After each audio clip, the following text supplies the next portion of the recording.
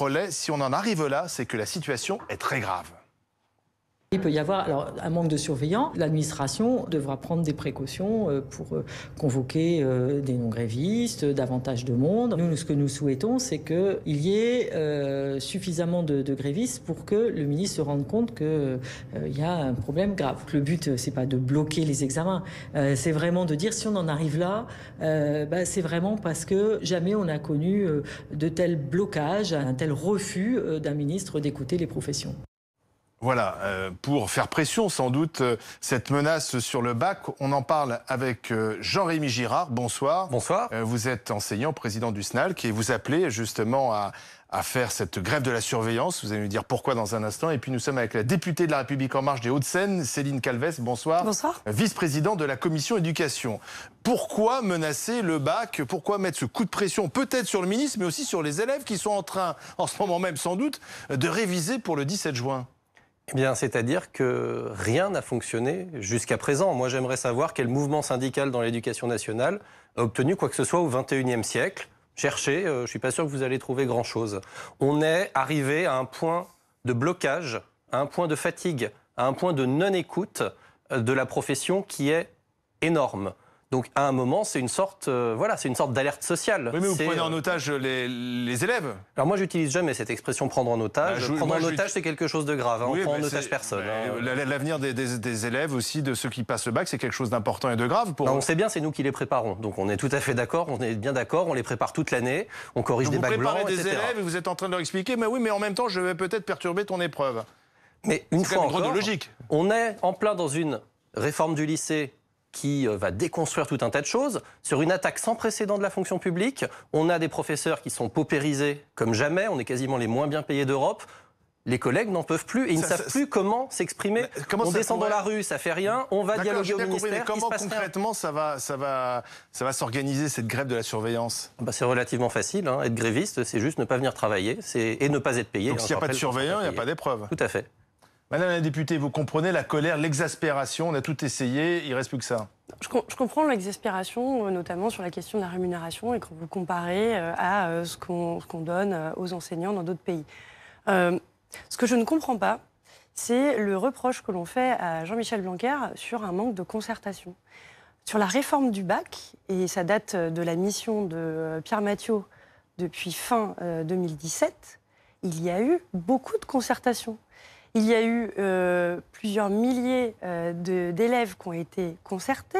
Vous avez été reçus, et ce à plusieurs reprises, en tant que syndicat. En fait, ce manque de concertation, je ne comprends pas. On est dans un processus où, aujourd'hui, vous dites que l'on déconstruirait le bac. On le réforme, effectivement. On réforme le lycée. Pourquoi? Parce que, clairement, on n'avait pas assez de choix laissés aux élèves. On avait une épreuve de baccalauréat qui venait sanctionner de manière franche quelque chose sans les préparer forcément aux études supérieures. Donc l'idée aujourd'hui, c'est de donner plus de choix aux élèves, de leur donner la possibilité de travailler davantage l'oral, qui va leur servir tout au long de leur vie, et pas simplement d'être sur l'écrit. Mais elle ne donne pas d'horaire pour travailler l'oral, hein, cette réforme. Regardez, là on a plusieurs milliers de suppressions de postes dans le second degré chaque année. À quel moment on va travailler l'oral, madame? Alors, à quel moment on dans travaille les 54 heures d'accompagnement, vous pouvez qui n'existent pas, qui ne sont pas financées. Elles ne sont pas financées, ces 54 heures, elles sont à titre indicatif, c'est marqué dans le texte du décret. Quelle est la place du chef d'établissement pour le faire? Il a une marge de manœuvre qui est celle de répartir ces 54 heures qui n'existe pas. Elle n'existe pas. Non, elle n'existe pas. C'est une sorte d'enveloppe d'autonomie qu'on avait déjà avant, qui n'est pas abondée, elle n'existe pas. Mais c'est pas juste une histoire. Cette enveloppe d'autonomie, elle servait à quoi? Elle sert à ouvrir des options, faire des dédoublements. Elle sert, là, en ce moment, avec nos histoires de spécialités, à faire des groupes de spécialités en plus pour qu'on essaye d'offrir un petit peu de choix aux élèves. Les spécialités, c'est très bien que vous l'abordiez. Les spécialités, c'est quelque chose d'essentiel. Il faut peut-être expliquer, parce que tout le monde ne suit pas techniquement la réforme du bac. L'idée, si j'ai bien compris, c'est de concentrer le bac sur des matières un peu fondamentales, des spécialités, avec un grand oral de 20 minutes, ce qui n'existe pas aujourd'hui. Ce bac, là, ce nouveau bac, il rentre en application quand? Il rentre en application pour 2021. D'accord. Donc, en fait, c'est aujourd'hui l'idée est vraiment de donner ce choix de... Alors, il y a les spécialités, il y a les matières communes. Les spécialités, ça va venir... Quand je parle de choix, c'est très important, puisque moi, je l'ai vécu. Là, on parle du baccalauréat.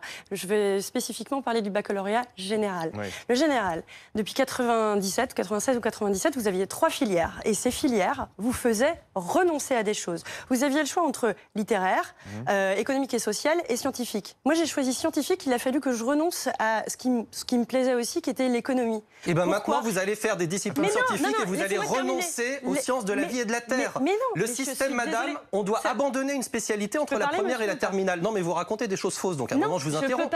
On doit interrompre une des 3 spécialités entre la première et la terminale. On va avoir encore moins. Alors, je vois bien que vous n'êtes pas d'accord entre vous. Donc, effectivement, il y a besoin de concertation entre la majorité, Jean-Michel Blanquer, et les syndicats. Mais je reviens quand même avec la méthode utilisée, ce coup de pression que vous exercez à 15 jours du bac. Il y a aussi le brevet des collèges, visiblement, dont la première journée est programmée le 27 juin, qui est menacée. C'est pas dans l'appel, ça. Au sein même du corps enseignant, tout le monde n'est pas d'accord. Parce que c'est une drôle d'image que vous renvoyez finalement. Puisque alors, comme je vous donne dites un exemple. Toute l'année, vous préparez au bac et juste avant le bac, vous dites bah non, finalement, on ne viendra pas. Je vous donne un exemple très simple, très clair.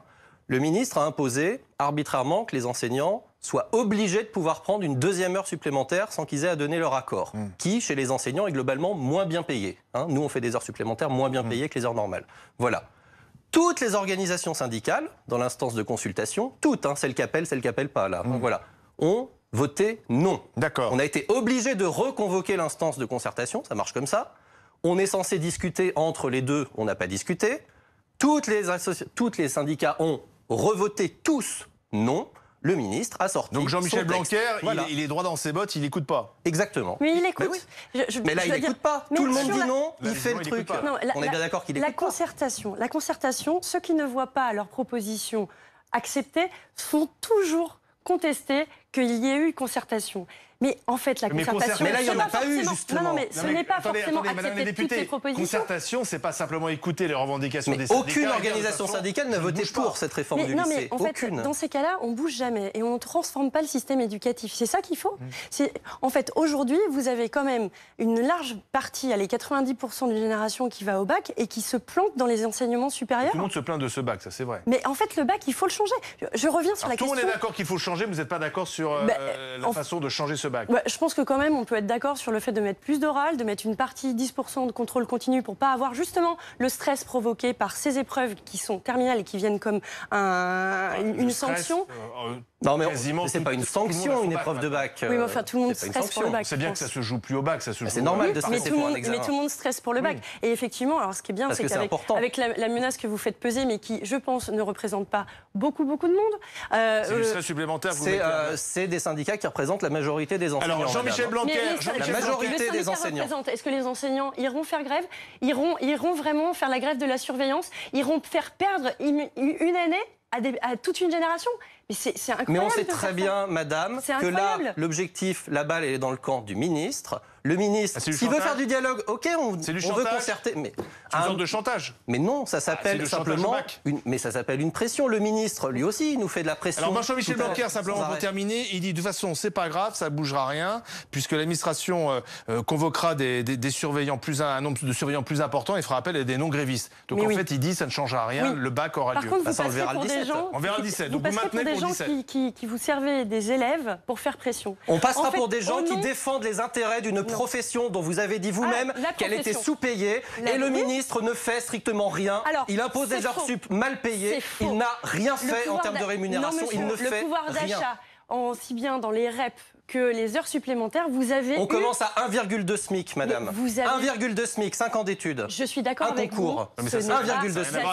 Ce n'est pas... Mais la première revendication... Mais monsieur, la première revendication... Non, la première revendication de l'intersyndicale, c'est les rémunérations des enseignants. Ça n'a rien à voir avec le bac. Mais c'est les rémunérations des enseignants. Mais c'est pas d'avoir à voir ou pas avec le bac. On fait une journée de grève, on a des revendications. D'accord, mais voilà, on l'a fait le 17 juin. Merci à tous les deux. 17h29, Sandra Gandoin pour l'actualité